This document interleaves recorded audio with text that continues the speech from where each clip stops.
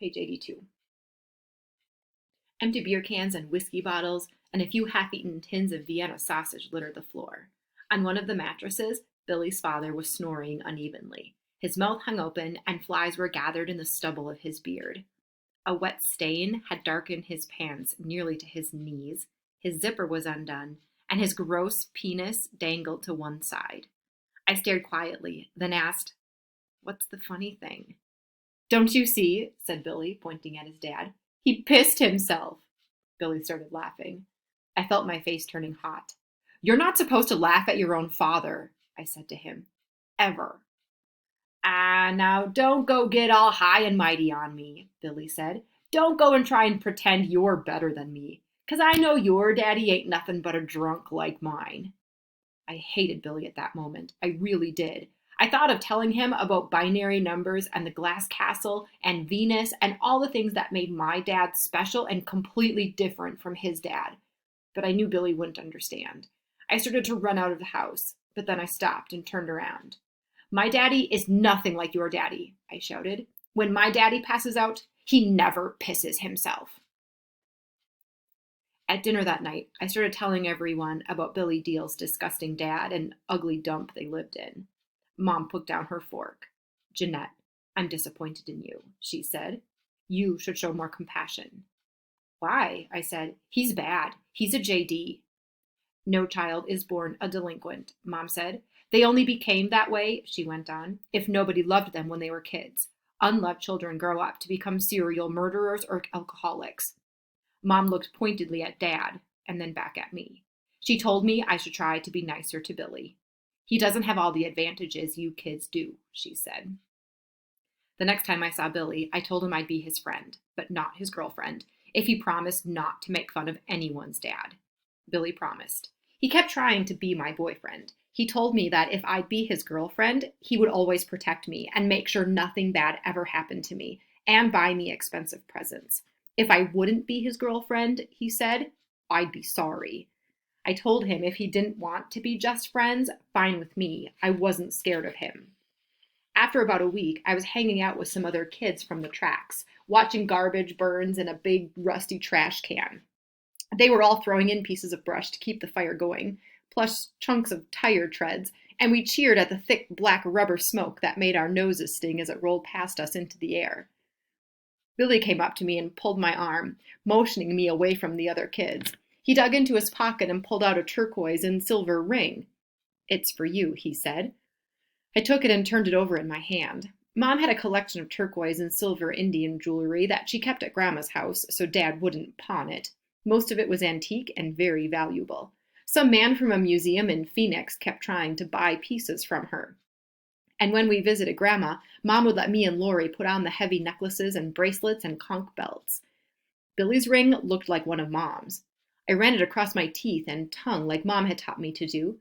I could tell by the slightly bitter taste that it was real silver. "Where'd you get this?" I asked. "It used to be my mom's," Billy said. It sure was a pretty ring. It had a simple thin band and an oval-shaped piece of dark turquoise held in place by snaking silver strands.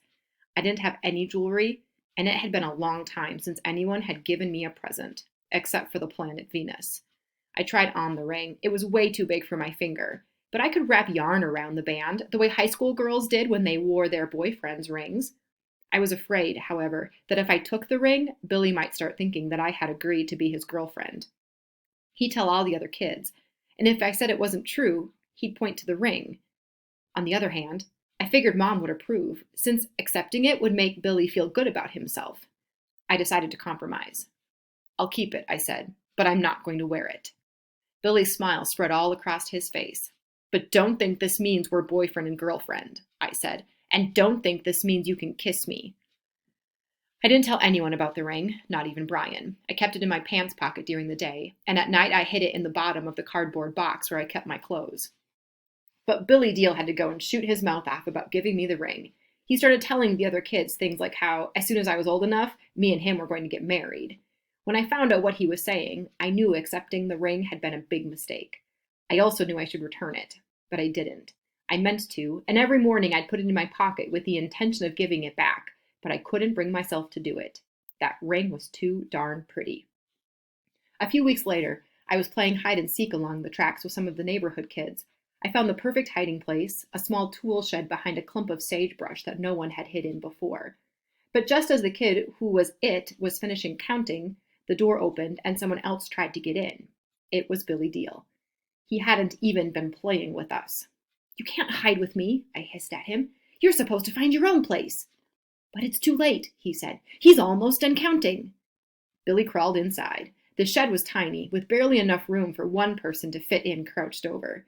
I wasn't about to say so, but being that close to Billy scared me. "It's too crowded," I whispered. "You gotta leave." "No," Billy said. "We can fit." He rearranged his legs so they were pressed up against mine. We were so close I could feel his breath on my face. "It's too crowded," I said again, "and you're breathing on me." He pretended not to hear me. "You know what they do in the Green Lantern, don't you?" he asked.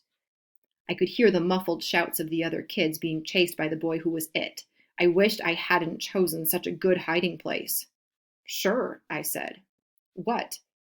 "The women are nice to the men." "But what do they do?" He paused. "See, you don't know." "I do," I said. "Want me to tell you?" "I want you to find your own hiding place." "They start by kissing," he said. "Ever kissed anyone?" In the narrow rays of light that shot through the gaps in the sides of the shed, I could see the rings of dirt around his skinny neck. "Of course I have, lots of times." "Who?" "My dad." "Your dad doesn't count. Someone not in your family. And with your eyes closed. It doesn't count unless your eyes are closed." I told Billy that was about the dumbest thing I'd ever heard. If your eyes were closed, you couldn't see who you were kissing. Billy said there was an awful lot about men and women I didn't know. He said some men stuck knives into women while they were kissing them, especially if the women were being mean and didn't want to be kissed. But he told me he'd never do that to me. He put his face up next to mine. "Close your eyes," he said. "No way," I said. Billy smushed his face against mine, then grabbed my hair and made my head bend sideways and stuck his tongue in my mouth. It was slimy and disgusting, but when I tried to pull away, he pushed in toward me. The more I pulled, the more he pushed, until he was on top of me, and I felt his fingers tugging at my shorts. His other hand was unbuttoning his own pants. To stop him, I put my hand down there, and when I touched it, I knew what it was, even though I had never touched one before. I couldn't knee him in the groin like Dad had told me to if a guy jumped on me, because my knees were outside his legs, so I bit him hard on the ear. It must have hurt, because he yelled and hit me in the face. Blood started gushing out of my nose. The other kids heard the ruckus and came running. One of them opened the shed door, and Billy and I scrambled out, pulling on our clothes. "I kissed Jeanette," Billy yelled. "Did not," I said. "He's a liar. We just got into a fight, that's all." He was a liar, I told myself all the rest of the day. I hadn't really kissed him, or at least it didn't count. My eyes had been open the entire time. The next day I took the ring to Billy Diehl's house. I found him out back, sitting in an abandoned car. Its red paint had been bleached by the desert sun and had turned orange along the rusting trim. The tires had collapsed a long time ago, and the black rag roof was peeling. Billy was sitting in the driver's seat, making engine noises in his throat and pretending to work a phantom stick shift. It's crazy here how young he looks. He's pretending like he's driving a car, where just a little bit ago he was trying to rape Jeanette. Wow. I stood nearby, waiting for him to acknowledge me. He didn't, so I spoke first. "I don't want to be your friend," I said, "and I don't want your ring anymore." "I don't care," he said. "I don't want it either." He kept looking straight ahead through the cracked windshield. I reached through the open window, dropped the ring in his lap, and turned and walked away. I heard the click and clunk of the car door opening and closing behind me. I kept walking. Then I felt a sharp sting on the back of my head, as if a little rock had hit me. Billy had thrown the ring at me. I kept walking. "Guess what?" Billy shouted. "I raped you!" I turned around and saw him standing there by the car, looking hurt and angry, but not as tall as usual. I searched my mind for a cutting comeback, but since I didn't know what rape meant, all I could think to say was, "Big deal." At home, I looked up the word in the dictionary. Then I looked up the words that explained it, and though I still couldn't figure it out completely, I knew it wasn't good. Usually, when I didn't understand a word, I'd ask Dad about it, and we'd read over the definition together and discuss it. I didn't want to do that now. I had a hunch it would cause problems. The next day, Lori, Brian, and I were sitting at one of the spool tables in the depot, playing five-card draw and keeping an eye on Maureen while Mom and Dad spent some downtime at the Owl Club. We heard Billy Diehl outside, calling my name. Lori looked at me, and I shook my head. We went back to our card game, but Billy kept on. So Lori went out on the porch, which was the old platform where people used to board the train, and told Billy to go away. She came back in and said, "He's got a gun." Lori picked up Maureen. One of the windows shattered, and then Billy appeared framed in it. He used the butt of his rifle to knock out the remaining pieces of glass, then pointed the barrel inside. "It's just a BB gun," Brian said. "I told you you'd be sorry," Billy said to me, and pulled the trigger. It felt like a wasp had stung me in the ribs. Billy started firing at us all, working the pump action quickly back and forth before each shot. Brian pushed over the spool table, and we all crouched behind it.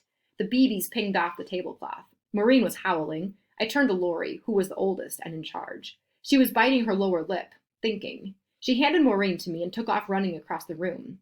Billy got her once or twice. Brian stood up to try to draw the fire, but she made it upstairs to the second floor. Then she came down again. She had Dad's pistol, and she pointed it dead at Billy. "That's just a toy," Billy said, but his voice was a little shaky. "It's real, all right," I shouted. "It's my dad's gun." "If it is," he said, "she ain't got the Jones to use it." "Try me," Lori said. "Go on then," Billy said. "Shoot me and see what happens." Lori wasn't as good a shot as me, but she pointed the gun in Billy's general direction and pulled the trigger. I squeezed my eyes shut at the explosion, and when I opened them, Billy had disappeared. We all ran outside, wondering if Billy's blood-soaked body would be lying on the ground. But he had ducked under the window. When he saw us, he hightailed it down the street along the tracks. He got about 50 yards away and started shooting at us again with his BB gun. I yanked the pistol out of Lori's hand, aimed low, and pulled the trigger. I was too carried away to hold the gun the way Dad had taught me, and the recoil nearly pulled my shoulder out of its socket. The dirt kicked up a few feet in front of Billy. He jumped what seemed about 3 feet up in the air and broke into a dead run down the tracks. We all started laughing, but it seemed funny only for a second or two, and then we stood there looking at one another in silence. I realized my hand was shaking so bad I could hardly hold the gun. A little while later, a squad car pulled up outside the depot, and Mom and Dad got out. Their faces were grave. An officer got out also and walked alongside them to the door. We kids were all sitting inside on the benches wearing polite, respectful expressions. The officer looked at each of us individually, as if counting us. I clasped my hands in my lap to show I was well behaved. Dad squatted in front of us, one knee to the floor, his arms folded across the other knee, cowboy style. "So what happened here?" he asked. "It was self-defense," I piped up. Dad had always said that self-defense was a justifiable reason for shooting someone. "I see," Dad said. "The policeman told us that some of the neighbors had reported seeing kids shooting guns at each other, and he wanted to know what had happened. We tried to explain that Billy had started it, that we'd been provoked and were defending ourselves and didn't even aim to kill. But the cop wasn't interested in the nuances of the situation. He told Dad that the whole family would need to come down to the courthouse the next morning and see the magistrate. Billy Diehl and his dad would be there too. The magistrate would get to the bottom of the matter and decide what measures needed to be taken." "Are we going to be sent away?" Brian asked the officer. "That's up to the magistrate," he said. That night, Mom and Dad spent a long time upstairs, talking in low voices, while we kids lay in our boxes. Finally, late in the evening, they came down, their faces still grave. "We're going to Phoenix," Dad said. "When?" I asked. "Tonight." Dad allowed each of us to bring only one thing. I ran outside with a paper bag to gather up my favorite rocks. When I returned, holding the heavy bag at the bottom so it wouldn't split, Dad and Brian were arguing over the plastic jack-o'-lantern filled with green plastic army soldiers that Brian wanted to bring. "You're bringing toys?" Dad asked. "You said I could take one thing, and this is my thing," Brian said. "This is my one thing," I said, holding up the bag. Lori, who was bringing the Wizard of Oz, objected, saying that a rock collection wasn't one thing but several things. It would be like her bringing her entire book collection. I pointed out that Brian's army soldiers were a collection, and anyway, it's not the entire rock collection, just the best ones. Dad, who usually liked debates on questions such as whether a bag of things is one thing, was not in the mood and told me the rocks were too heavy. "You can bring one," he said. "There are plenty of rocks in Phoenix," Mom added. I picked out a single geode, its inside coated with tiny white crystals, and held it in both hands. As we pulled out, I looked through the rear window for one last glimpse of the depot.